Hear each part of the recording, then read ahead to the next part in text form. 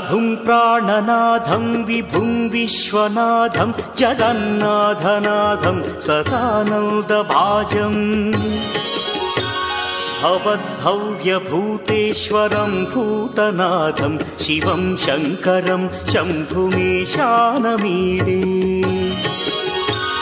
गळेरुण्डमालं तनौ सर्पजालं महाकालकालं गणेशाधिपालम् जटाजूटगङ्गोत्तरं गैर्विशिष्यं शिवं शङ्करं शम्भुमीशानमीडे मुदामाकरं मण्डनं मण्डयन्तं महामण्डलं भस्मभूषाधरन्तम्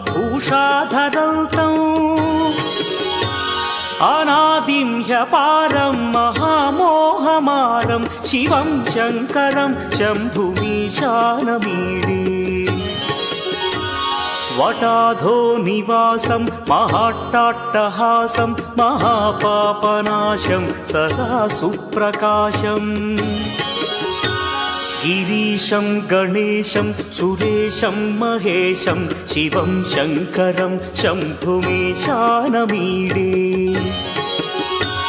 गिरीन्द्रात्मजा सङ्गृहीतार्थदेहं गिरौ संस्थितं सर्वदा पन्नगेहम्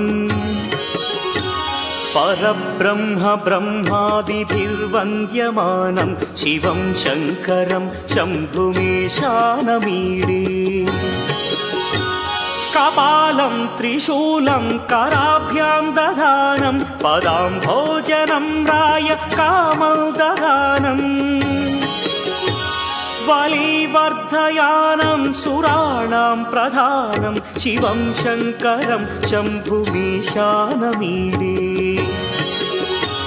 शरच्चन्द्रगात्रं गणानन्दपात्रं त्रिनेत्रं पवित्रं धनेशस्य मित्रम्